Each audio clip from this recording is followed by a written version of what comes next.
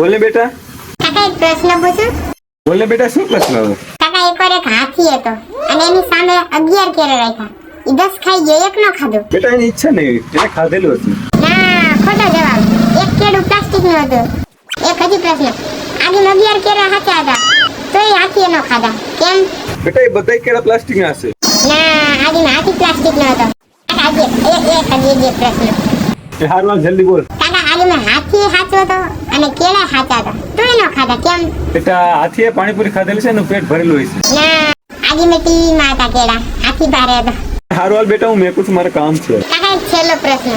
એક જ પૂછું, છેલ્લો. હા હારું હાલ પૂછા. હા કાકા, આજે મેં હે ને કેળા હાચા હતા અને હાથી હાચો હતો અને બે ટીવીમાં હતા તોય નતા ખાતા. હારું હાલ તું જ બોલ, મને નથી ખબર.